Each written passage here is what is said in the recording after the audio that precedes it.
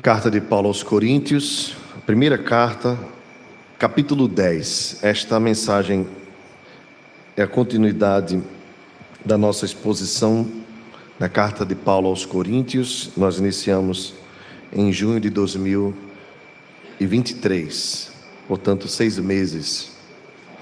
E hoje nós vamos meditar no capítulo 10, os versos de 1 a 13. Diz assim a palavra do nosso Deus: Ora, irmãos, não quero que ignoreis que nossos pais estiveram sob a nuvem e todos passaram pelo mar, tendo sido todos batizados, assim na nuvem como no mar, com respeito a Moisés. Todos eles comeram de um só manjar espiritual e beberam da mesma fonte espiritual, porque bebiam de uma pedra espiritual que os seguia, e a pedra era Cristo. Entretanto, Deus não se agradou da maioria deles, razão porque ficaram prostrados no deserto. Ora, estas coisas se tornaram exemplos para nós, a fim de que não cobicemos as coisas más, como eles cobiçaram. Não vos façais, pois, idólatras, como alguns deles, porquanto está escrito: o povo assentou-se para comer e beber, e levantou-se para divertir-se. E não pratiquemos imoralidade, como alguns deles o fizeram, e caíram num só dia 23.000. Não ponhamos o Senhor à prova, como alguns deles já fizeram, e pereceram pelas mordeduras das serpentes.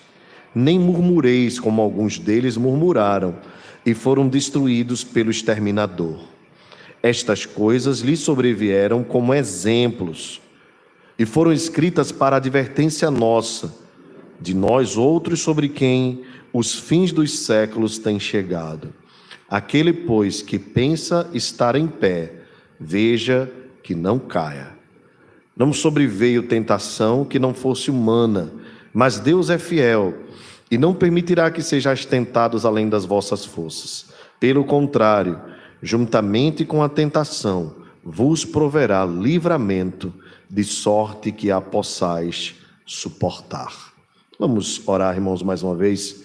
Deus querido, obrigado por tua palavra. Te damos graças pelo privilégio de podermos lê-la, expô-la. Te pedimos a tua orientação para que saiamos daqui te amando mais e buscando também sermos filhos obedientes ao Senhor, de sorte que venhamos a te agradar e possamos andar conforme os teus preceitos, em nome de Jesus. Amém. Amém. Meus irmãos, qual o limite da nossa liberdade? Sabemos bem que nós fomos por Cristo libertos do pecado para vivermos uma nova vida.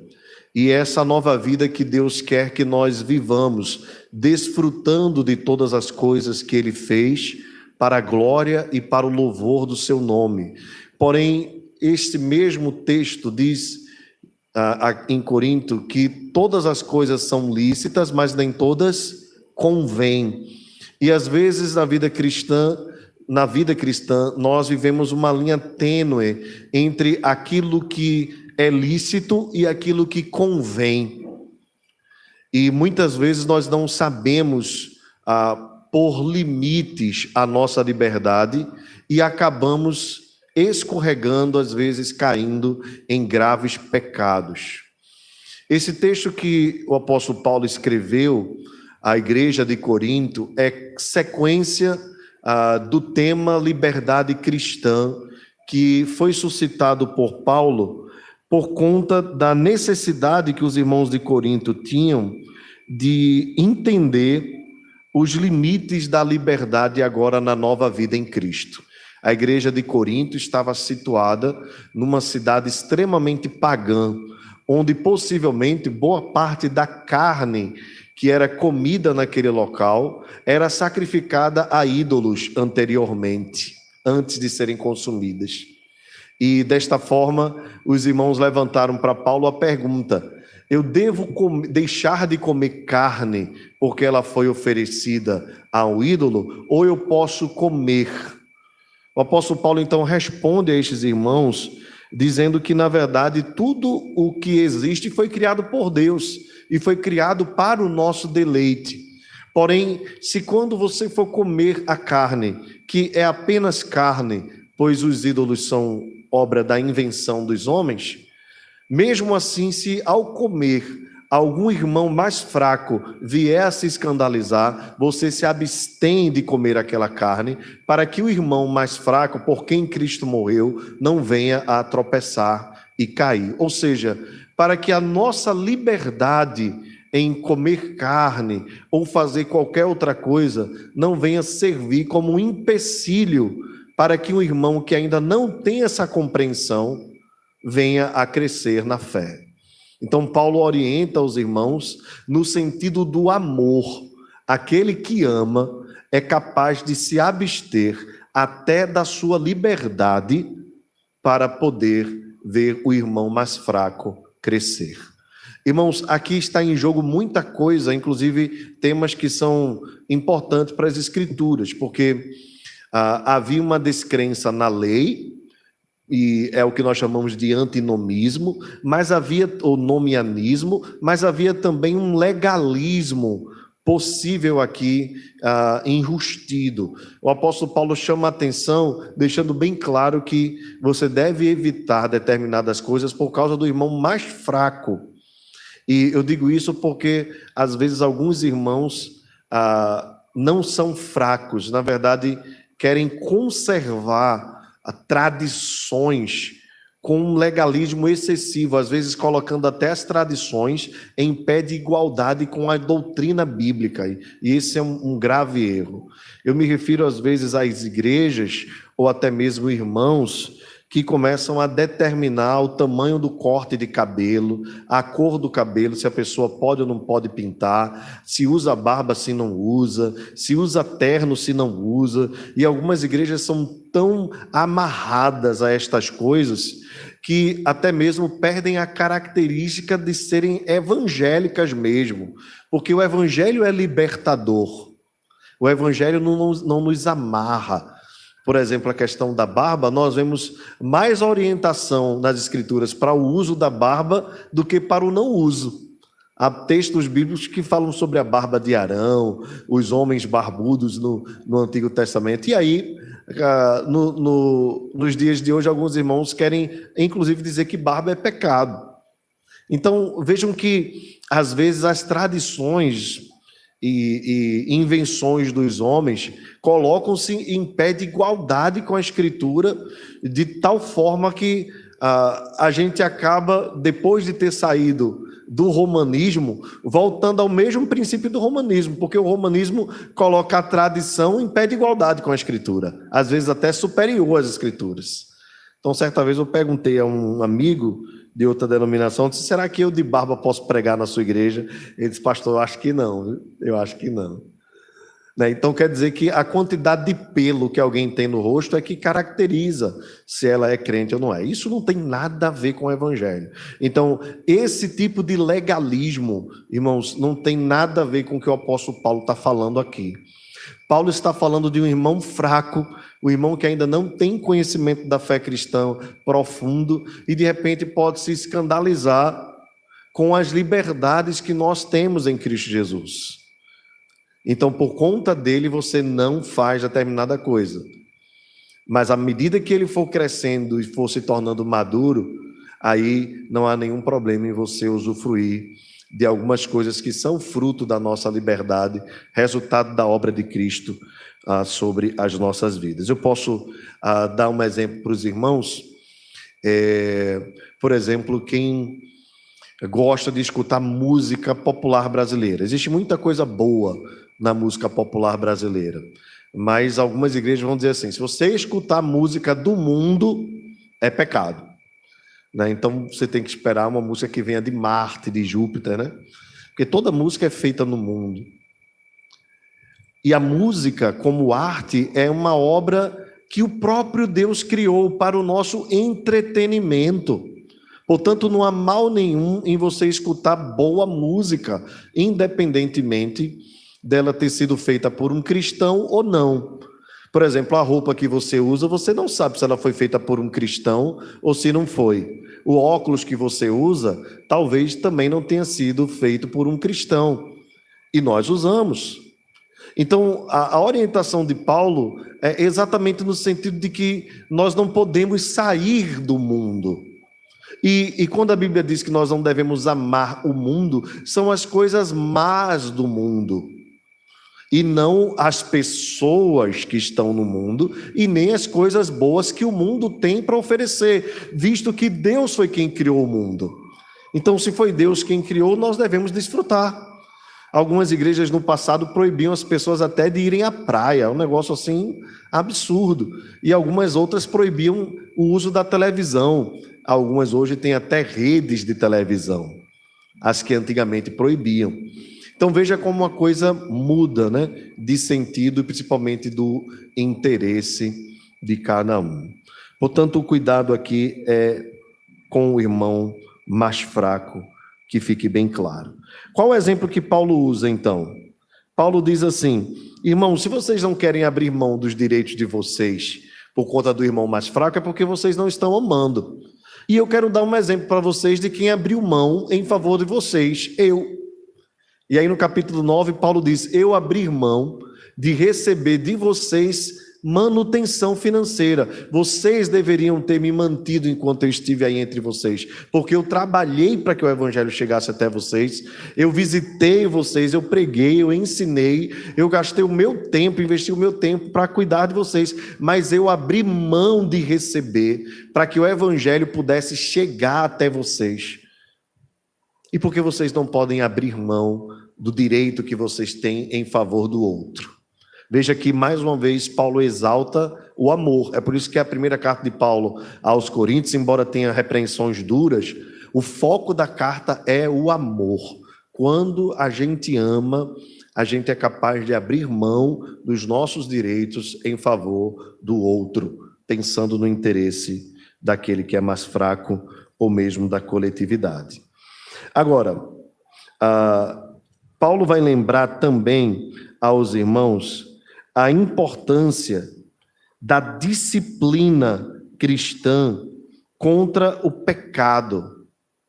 E é nesse sentido aqui, veja que o capítulo 9, no final, Paulo diz que esmurrava o seu próprio corpo, reduzindo a escravidão, para que ele não viesse a ser desqualificado. Qual o contexto aqui, né? Paulo diz assim: eu me fiz de fraco para ganhar os fracos. Eu me fiz de tudo por todos, a fim de ganhar alguns, para cooperar com o evangelho. E aqui alerta aos irmãos quanto à importância deles se dominarem, serem disciplinados na vida cristã, a fim de não serem desqualificados pelo Senhor. E logo após isso, Paulo diz: ora, irmãos. Esse termo aqui, essa conjunção, ela faz uma ligação com o texto anterior, ok? Lembre sempre que a divisão de capítulos e versículos, ela é um acréscimo das sociedades bíblicas, quando traduzem, para que seja mais fácil nós encontrarmos o texto. Mas as cartas eram escritas de forma sequenciada, de sorte que nós não temos a divisão de capítulos, versículos, nem mesmo títulos, ok? Então, há uma ligação clara aqui entre o texto anterior e esse texto aqui. E o que é que Paulo começa a falar nesse texto, que é importante para a nossa edificação nesta noite, é o foco da nossa exposição. Paulo vai dizer quanto a ser cuidadoso, disciplinado na caminhada cristã, para não ser desqualificado. Paulo alerta aos irmãos ao que aconteceu no passado. O que aconteceu com o povo de Israel no passado, durante o período em que Israel esteve no deserto. E aqui eu queria já fazer uma explicação e uma aplicação muito prática. Observe que a igreja de Corinto não era uma igreja de judeus, era uma igreja gentílica, era uma igreja formada por gregos, em sua grande maioria. E esse é um detalhe importante porque Paulo vai citar exemplos do Antigo Testamento, mas dizendo assim: nossos pais. Ora, biologicamente ou sanguineamente, os cristãos de Corinto não tinham nenhuma ligação com os judeus, com os hebreus do Antigo Testamento. Nenhuma ligação. Não eram povos irmãos. Eram povos distintos.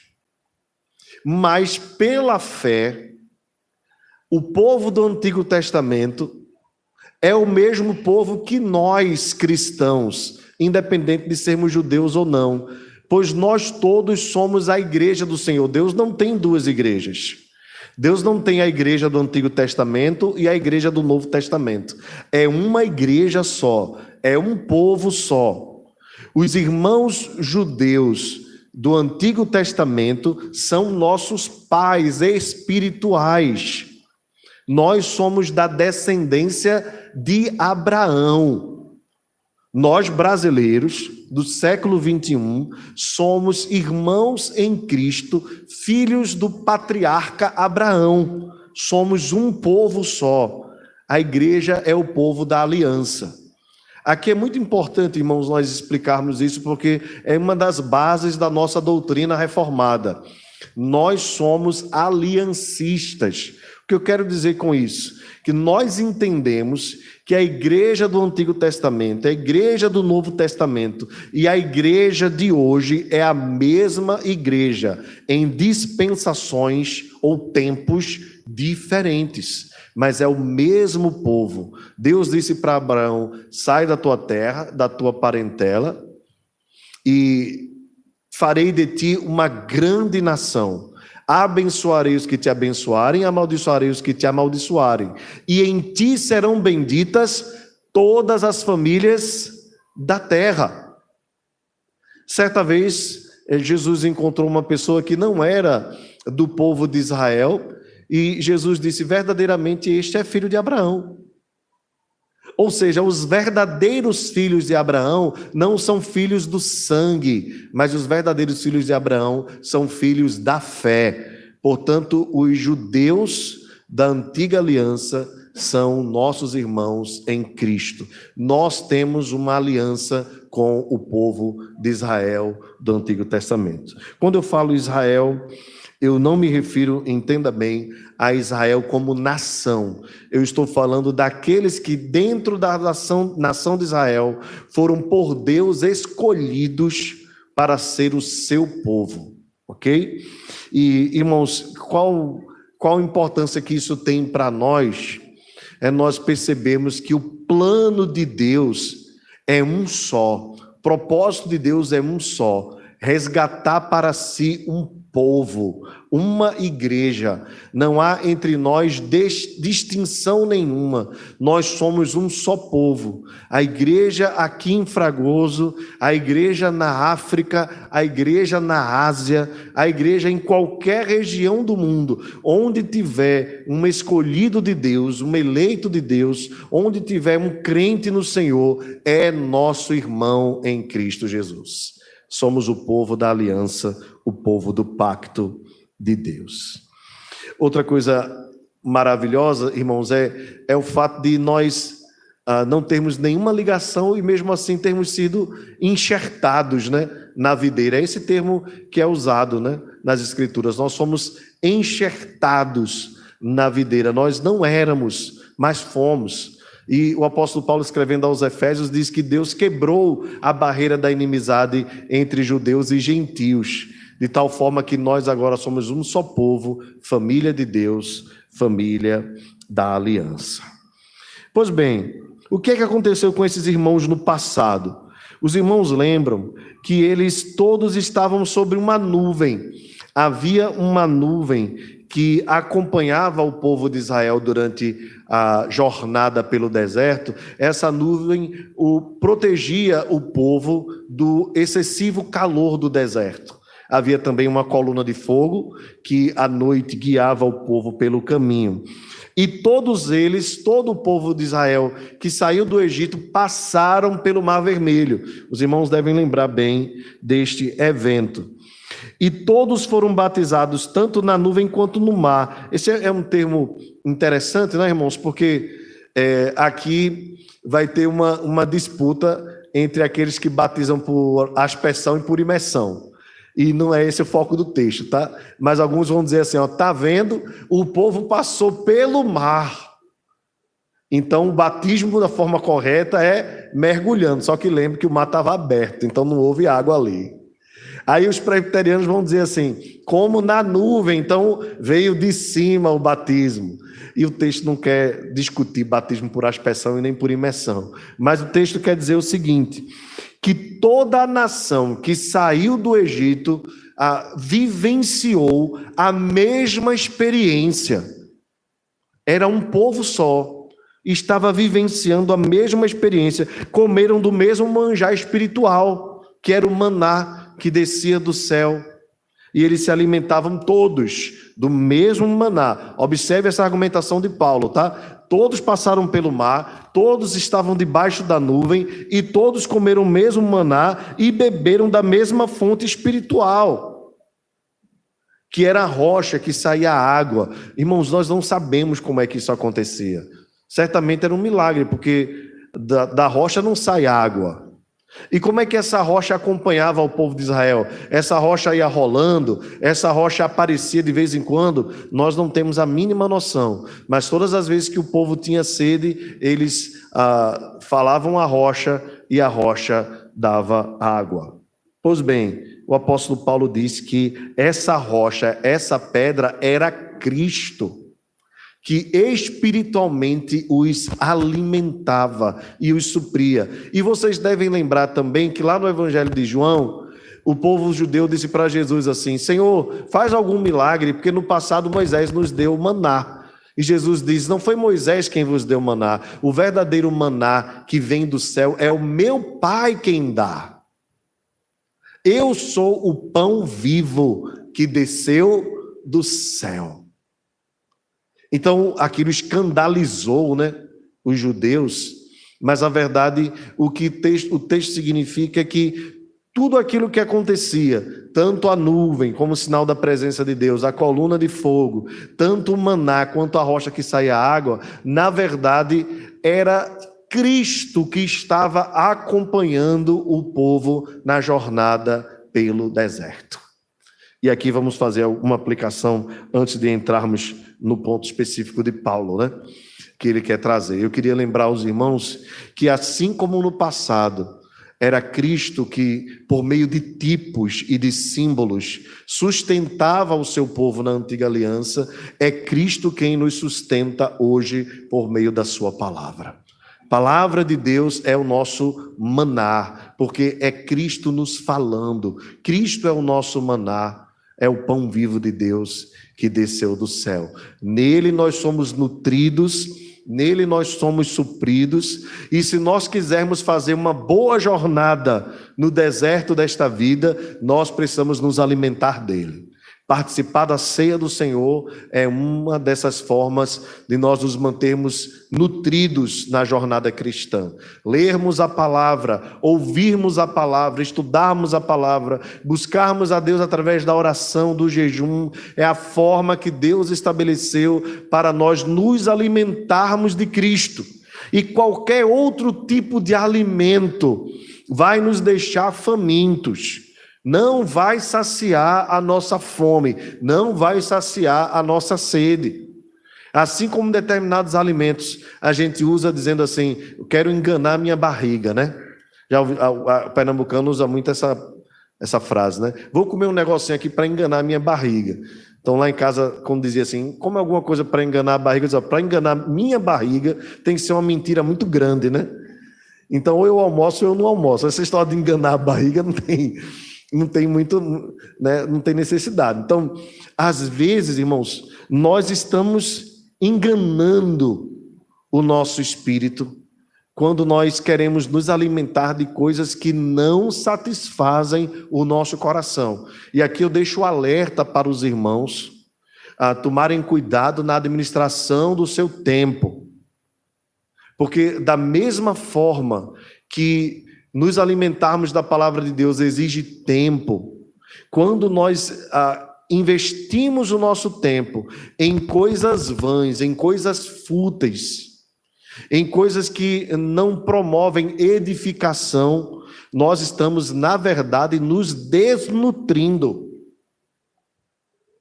Quem não se nutre, se desnutre. Não tem meio termo. Isso não significa que você não pode ter tempo para o lazer. Isso não significa que você não pode ter tempo para o entretenimento. Mas o Espírito Santo, ele nos revela a nossa necessidade da palavra de Deus, e quantas vezes nós gastamos o nosso tempo com coisas que não edificam e não investimos o mesmo tempo nas coisas que edificam. Um jogo de futebol demora 2 horas. Quanto tempo você lê a palavra e ora? Chega a ser 2 horas? Uma temporada, não é nem temporada, né? Um capítulo de uma série, não sei nem se é esse termo, às vezes demora 30, 40 minutos, 50, às vezes 1 hora. E as séries, às vezes nos condicionam a nós não relaxarmos enquanto nós não assistimos o próximo. E aí os jovens, né, gostam da história do zerar a série, né? Então você começa na primeira temporada, que tem 10 capítulos, 10 episódios, né? E aí você só termina, às vezes, virando a noite. Rapaz, eu virei à noite assistindo tal série, porque é muito boa, e a pergunta é: quando foi que você virou à noite orando e lendo a palavra? Então, são essas coisas, irmãos, que nos demonstram que, às vezes, o nosso coração não está em Deus como deveria estar, não está satisfeito nele como deveria estar. Cuide, atente, para que você não seja pego de surpresa, não remindo o seu tempo. É importante administrar muito bem essa bênção que Deus nos deu, que é a vida. Nós vimos hoje a primeira leitura da nossa tarde na escola bíblica, no Salmo 90, diz que tudo passa e nós voamos. E aí depois o salmista diz: ensina-nos a contar os nossos dias, para que alcancemos um coração sábio. Contar os dias é viver cada dia de forma profunda, administrando bem este dia, para que tudo concorra para a glória de Deus e para a nossa edificação, para o nosso benefício. Mas às vezes o nosso tempo é gastado com coisas vãs. Até o lazer, irmãos, se não for bem planejado, se torna pedra de tropeço. Senão, hoje eu quero passar um dia, aspas, o dia do ócio. Planeje o seu dia do ócio, que você vai ficar lá sentado, deitado, sem fazer nada, não há problema nenhum. Até vai te ajudar a recuperar as energias. Mas se você não fizer isso planejado, o descanso vira um ócio viciante. E a preguiça toma conta. Quanto à vida espiritual, às vezes são as coisas da vida que abafam o nosso tempo investido com Deus.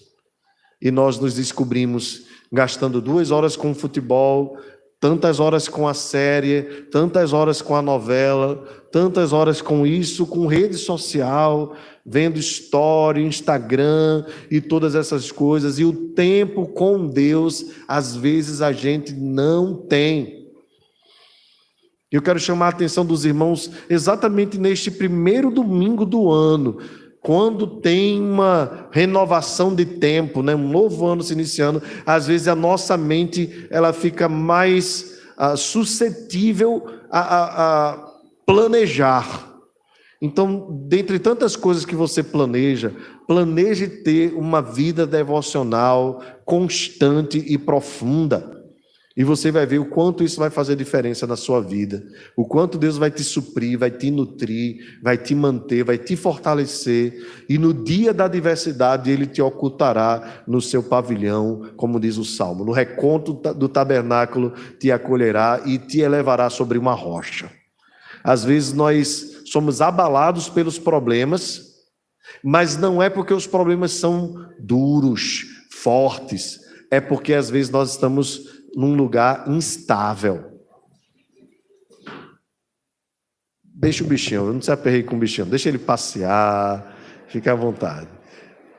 Só não fiquem olhando para ele, tá certo? Olhem para mim, deixa o bichinho aí passeando, é só um cãozinho inofensivo. Até o cão vem para a igreja, tá vendo? Pois bem, irmãos. Então, seguindo aqui, Paulo diz o seguinte: todos passaram pela nuvem, todos beberam da mesma água, todos comeram no mesmo maná, mas Deus, entretanto, veja o verso 5, irmãos, veja que palavra, tá? Entretanto, Deus não se agradou da maioria deles. Olha bem, comeram do maná, estavam sob a mesma nuvem, passaram pelo mesmo mar, beberam da mesma água, mas Deus não se agradou da maioria deles, razão porque ficaram prostrados no deserto. De fato, a geração que passou para a terra prometida foi a minoria. Na verdade, daquela primeira geração, apenas Josué e Calebe, como nós vimos na exposição lá de Josué. Josué e Calebe, a maioria ficou prostrada no deserto. Quem foi o povo que entrou na terra prometida? Os filhos deles, mas aqueles que desobedeceram a Deus, fazendo ídolo, construindo bezerro de ouro, aquela geração toda morreu no deserto. O Salmo 95 fala a respeito disso. Não endureçais o vosso coração hoje, se ouvides a minha voz, como os vossos pais fizeram no passado, em Meribá e Massá no deserto, pondo-me à prova, não obstante terem visto todas as minhas obras. Observe que o texto tem ligação com esse texto aqui. Paulo diz: todos eles passaram pelo mesmo deserto, todos eles estavam sob a mesma nuvem, era um milagre. Todos eles estavam bebendo da água da mesma rocha, era um milagre a água sair da rocha. Era milagre pão cair do céu. Todos eles viram milagres, todos eles viram sinais, maravilhas, prodígios, mas endureceram o coração de tal sorte que a maioria ficou prostrada no deserto. Deus não se agradou da maioria deles. Por quê? Porque era a geração incrédula, não obstante terem visto todas as obras e maravilhas que o Senhor havia feito. Por isso o texto no Salmo 95 encerra dizendo assim: por isso jurei na minha ira, não entrarão no meu descanso. Meus irmãos, essa palavra é tão importante porque às vezes nós desfrutamos dos sinais externos do povo de Deus. Lembram que eu falei na ceia que a ceia é um sinal externo, que nós estamos na comunhão de Deus, assim como o batismo é um sinal externo de que alguém está entrando na família da aliança. É possível que alguém desfrute dos sinais externos, como o batismo, como a ceia, mas interiormente não tenha sido convertido ao Senhor. E embora tenha desfrutado destas coisas, não entrará no juízo de Deus quem de fato não nasceu de novo. Necessário é nascer de novo. Isso acontece no interior, no coração. Quantos nós não já vimos passarem por aqui, no meio de nós, que foram batizados porque o conselho avalia o exterior, o que a pessoa fala. Quem olha o coração é Deus. Quantos não desfrutaram da ceia do Senhor, estavam em comunhão conosco e hoje estão em caminhos tortuosos. Alguns deles, quem sabe, pela graça de Deus, irão voltar, porque se foram escolhidos por Deus, Deus os trará de volta, porque Jesus disse que não perderia nenhuma das suas ovelhas. Mas alguns destes desfrutaram do batismo e da ceia apenas para a sua própria condenação.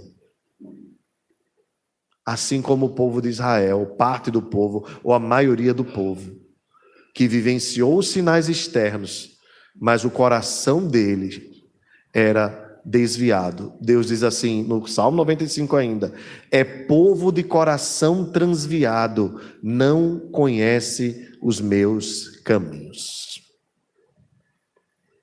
Qual é o alerta do apóstolo Paulo, irmãos? Aqui, observem que aquilo que aconteceu no Antigo Testamento é para nós como exemplo. Exemplo para quê, irmãos?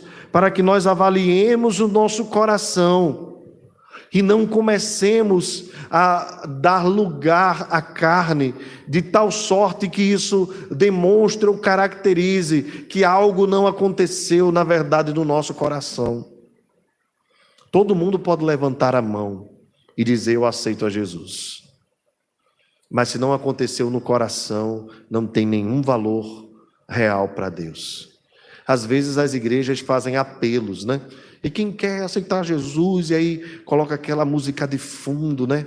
Que dá aquela emoção, aí todo mundo se arrepia e tudo mais, aí chama aqui na frente, aí faz a oração do pecador, repita a oração, eu aceito. Meus irmãos, nada disso tem sentido, nunca houve isso nas Escrituras. Nós não devemos apelar a ninguém, a nossa missão é pregar o Evangelho. É Deus quem promove fé no coração e Deus não apela ao coração de ninguém. Aqueles a quem Ele escolheu, Ele simplesmente faz a cirurgia de transplante de coração. Ele diz, tirarei de vós o velho coração e vos darei um novo coração. Deus não fica apelando, meu filho, por favor, me aceite. Não existe isso. Não existe essa história de aceitar Jesus. É Jesus quem nos aceita, é Jesus quem nos acolhe. Por isso, cuidado, avalie o seu próprio caminho. Cuidado com o uso que se faz das coisas, do tempo. Porque um coração que não deseja a Deus é um coração talvez não convertido ou enfraquecido demais. Porque o nosso prazer, irmãos, tem que ser em Deus. Porque continuar, o que é conversão, se nós continuamos tendo prazer nas mesmas coisas que nós tínhamos antes de Cristo? Ou a regeneração promove em nós uma nova vida, e nós vivemos em novidade de vida, ou nós ainda não nos convertemos. Porque o Evangelho é belo demais, Jesus é maravilhoso demais. Assim como ninguém tem prazer em depois de limpo, ficar sujo de novo, assim não tem sentido nós termos sido lavados pelo Espírito Santo para viver uma vida de imundície, de idolatria, de imoralidade, de perversidade, de maldade, de amargura, de rancor, de ódio. Se nós de fato somos novas criaturas, nós precisamos viver uma vida nova. E essa vida nova não é segundo o meu querer ou o seu querer, é segundo a vontade de Deus. É uma vida de humildade, de mansidão, de domínio próprio, de alegria, de paz. É fruto do Espírito Santo. Esses homens aqui da antiga aliança, que estavam no deserto, desfrutaram de um monte de bênçãos externas. E achavam que aquilo ali era tudo. Inclusive chegaram até a reclamar, né? Porque estavam comendo muito maná, não tinha carne.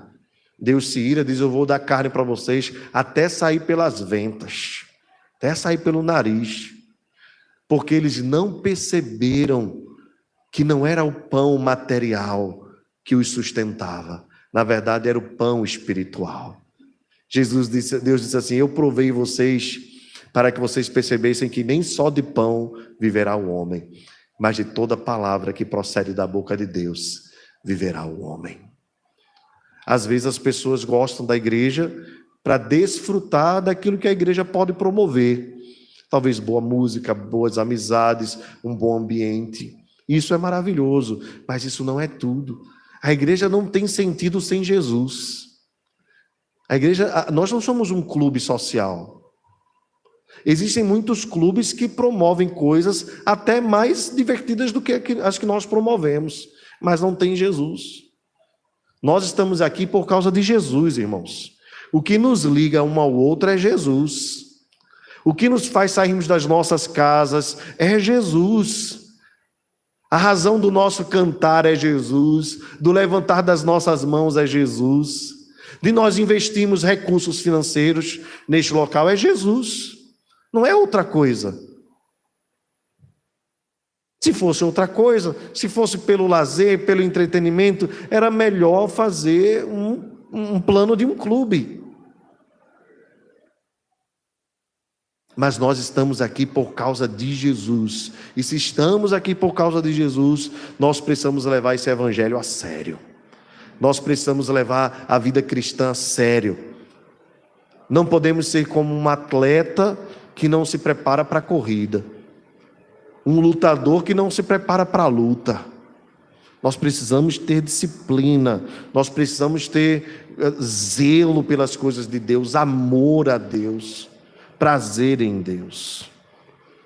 O verso 7 diz: não vos façais, pois, idólatras como alguns deles.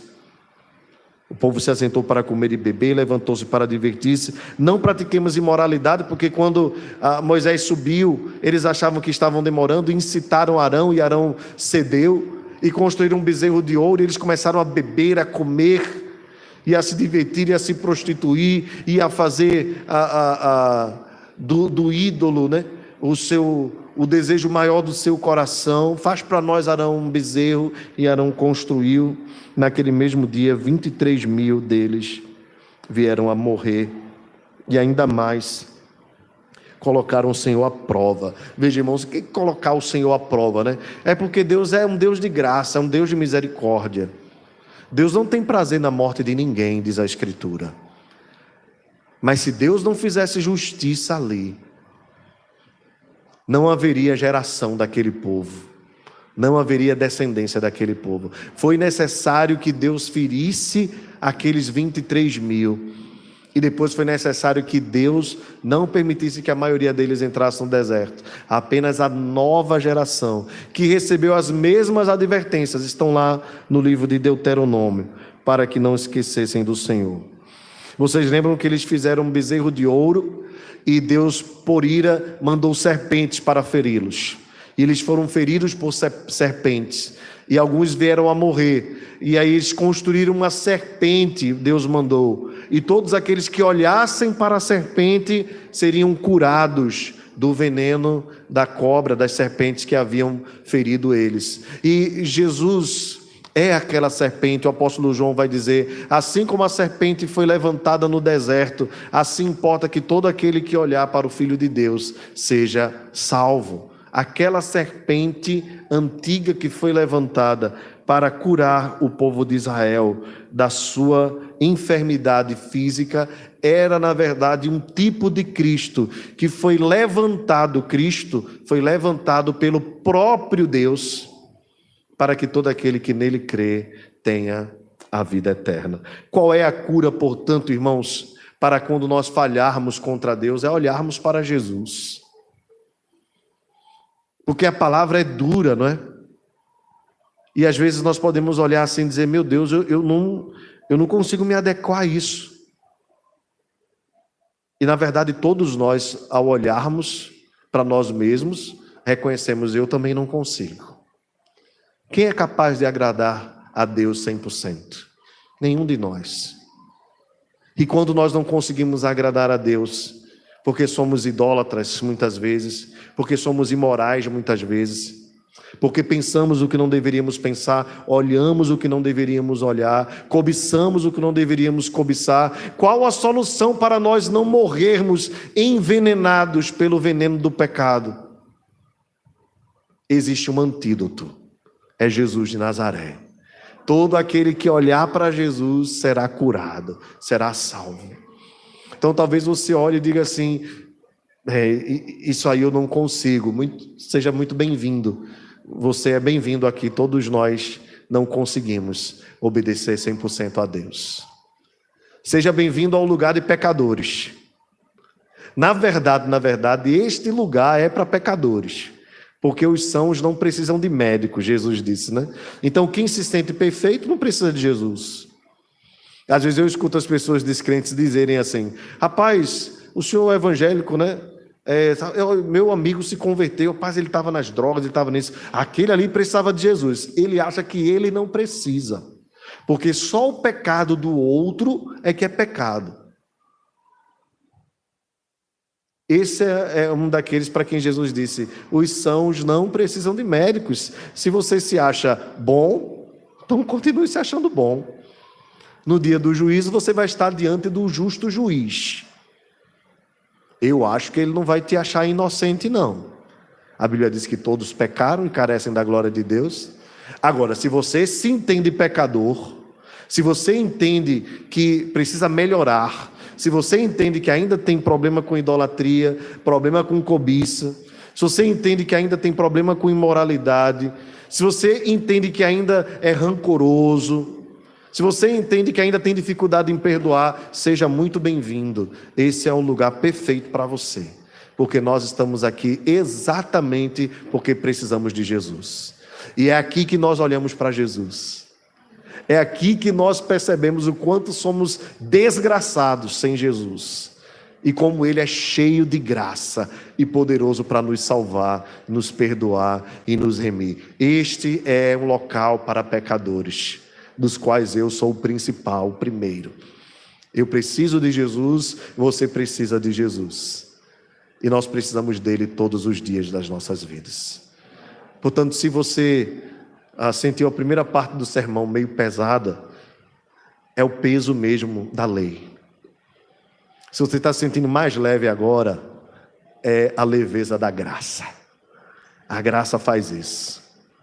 Mas a graça nos alivia, porque nós somos chamados por Jesus para viver uma nova vida, e essa graça nos prepara para nós obedecermos à lei. Os irmãos entendem? Nós somos livres do peso da lei, recebemos graça, para que pela graça vivamos conforme a lei de Deus. Eu não estou dizendo que você vai ser perfeito. Quando você escorregar na lei, olhe para Jesus e seja curado.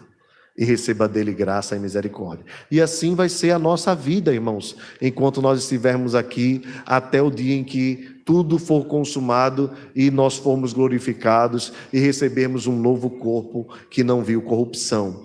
Mas até o dia final, nós continuaremos sendo pecadores e necessitados da graça de Deus, pois não há justo nenhum sequer.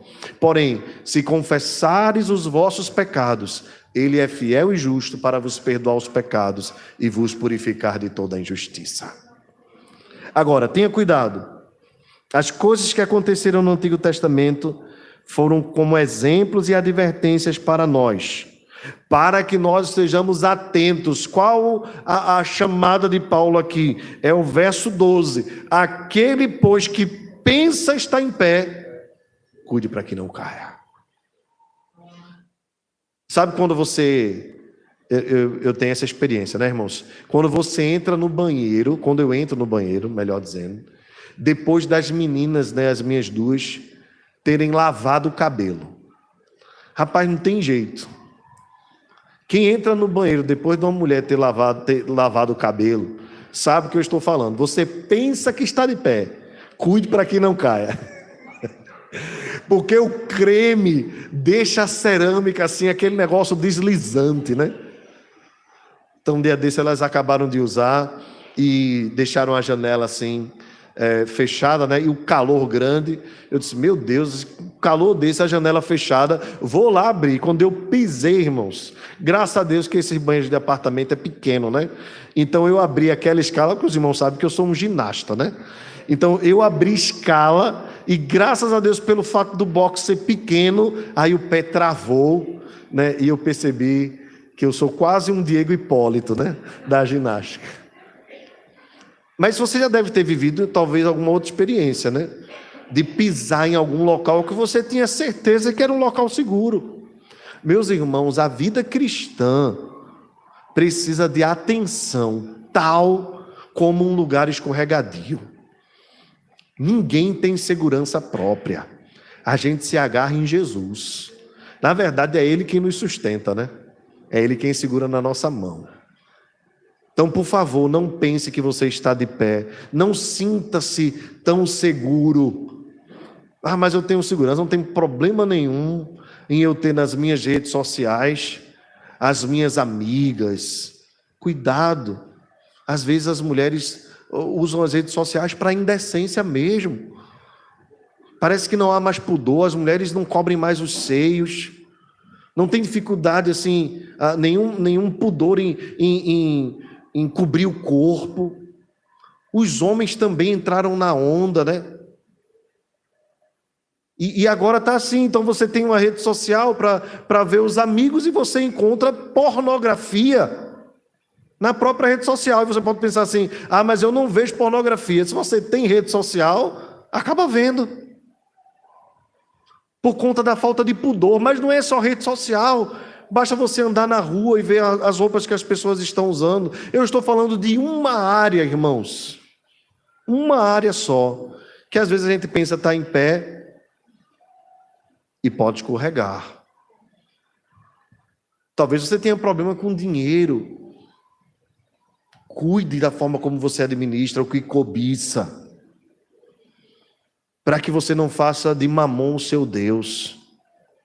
Bem seja qual for a área da sua vida, a fraqueza que você tem, cuide, seja vigilante, esteja atento, não seja tão seguro de si.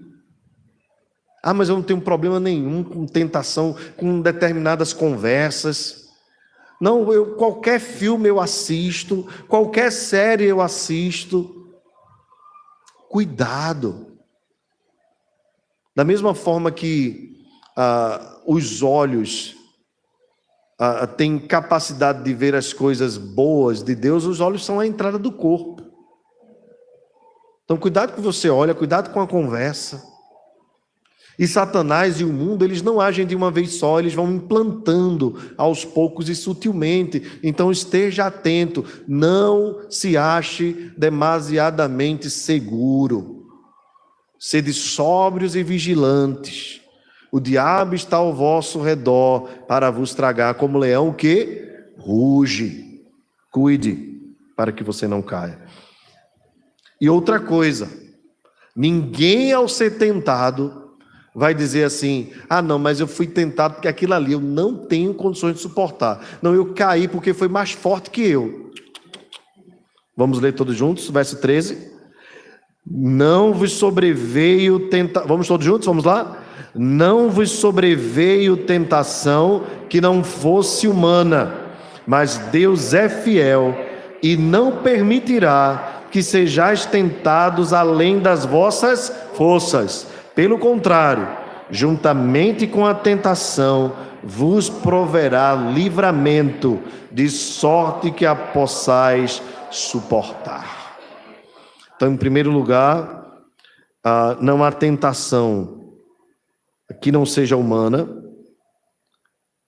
e Deus não permite que nós sejamos tentados além das nossas forças, além do que possamos suportar. E essa é a base do texto. Ninguém é tentado por Deus. É interessante porque o termo tentação no grego, ele tanto serve para tentação como para provação. O que vai definir se é provação ou tentação é o contexto. Provação vem de Deus e é para o nosso crescimento. Tentação vem do diabo ou da nossa própria carne ou do mundo, e o objetivo é nos destruir. Mas ela não vem com uma força superior àquela que Deus nos dá para suportar. Portanto, Deus nos capacita a nos mantermos fiéis diante das tentações. Agora, nós precisamos atentar, ser vigilante, ser sóbrio, nos alimentarmos e nos nutrirmos do alimento espiritual, para que na hora da tentação nós estejamos fortalecidos no Senhor e na força do seu poder. Eu encerro, meus irmãos, trazendo algumas aplicações práticas e bem objetivas. Em primeiro lugar, somos a igreja do Senhor, a mesma igreja do Senhor. Somos o povo que Deus escolheu, sobre o qual está a bênção de Deus, que Ele derramou sobre Abraão. Essa bênção nos segue até hoje. Somos a igreja de Deus. Alegre-se em ser o povo de Deus, descendente de Abraão, descendente da fé de Abraão. Cuidado, porque nem todos os que são aparentemente crentes são crentes de verdade. Aparência são os sinais externos. Tudo aquilo que nós vemos aqui. Coração, só quem vê é Deus. E os frutos também demonstram. Mas cuide para que você seja um crente de verdade. Para que a obra tenha acontecido no seu coração. Avalie o seu coração. Não ponha o Senhor à prova. O que é pôr o Senhor à prova? É nós provocarmos a Deus, no sentido dele descer sobre nós ira e castigo. Deus não tem prazer nisso. Deus não tem prazer em nos castigar. Assim como nenhum pai, obviamente saudável, tem prazer em bater com a vara no seu filho. Nós não temos prazer na disciplina. A gente disciplina porque os nossos filhos desobedecem. Assim como os nossos pais nos disciplinaram, porque nós desobedecemos no passado. Então recebíamos, a mãe diz que não dava, mas quem dá não lembra, né? Então eu lembro do cinturão, eu lembro das sandálias que voavam, né? E que tinham vida própria, alcançava teleguiadas, né? Sandálias havaianas. Mas tudo isso foi para correção, para que nós nos tornássemos pessoas disciplinadas, corretas. Então Deus não faz com prazer nos disciplinar, mas Ele nos disciplina, Ele nos corrige porque nos ama. Na verdade, a disciplina uma grande prova do amor de Deus, diz o autor aos Hebreus. Se nós fôssemos bastardos, nós não seríamos disciplinados, mas como nós somos filhos, Ele nos disciplina porque nos ama. A correção é por amor. Mas nós não precisamos viver uma vida de desobediência para sermos corrigidos o tempo todo, a não ser que seja para a nossa edificação. Por fim, irmãos, cuidemos atentamente na nossa caminhada. Às vezes os lugares parecem seguros, mas não são. Às vezes as conversas parecem seguras, estarem sob controle, mas não estão. Às vezes nós achamos que temos o controle ali das nossas redes sociais, mas às vezes a coisa está fora de controle. Controle. Submeta ao controle de Deus. Pela ação do Espírito Santo, pela nova consciência que o Espírito Santo coloca sobre a sua mente, desligue na hora que for desligar, saia na hora que for sair, dê um tempo da rede social quando for necessário dar um tempo. Evite determinadas conversas, evite determinadas pessoas se for necessário. Mas não se sinta tão seguro ao ponto de achar que está protegido, está guardado pela sua própria força. Se você pensa estar em pé, pensa, cuide para que não caia. Que Deus nos ajude na nossa caminhada, em nome de Jesus. Vamos nos colocar de pé, meus irmãos. Agradecendo a Deus pelo dia do Senhor.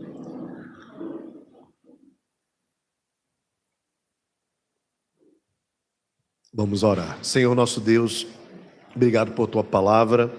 Obrigado pela edificação que nos trouxeste ao coração. Ajuda-nos na nossa jornada. Como filhos amados do Senhor, que venhamos a Te dar alegria e não provocar a Tua ira. Obrigado porque somos Teu povo. E te pedimos, Deus, que os sinais da nossa fé não sejam apenas sinais externos, mas que eles sejam sinais internos que, como fruto, transbordam para fora. Mas que o nosso coração seja regenerado por Ti. Ajuda-nos também, Senhor, na jornada, a nós não cairmos, Pai. E se viermos a cair, nos levanta, Senhor, pois nós precisamos de Ti. Dá-nos sempre da tua graça e nos ajuda na nossa jornada, em nome de Jesus. E que a graça do Senhor Jesus, o amor de Deus, o nosso eterno Pai, a comunhão, o poder e as ricas consolações do Espírito Santo repouse sobre nós, Igreja Presbiteriana de Fragoso, e sobre toda a Igreja do Senhor que está espalhada sobre a face da terra, agora e para todo sempre.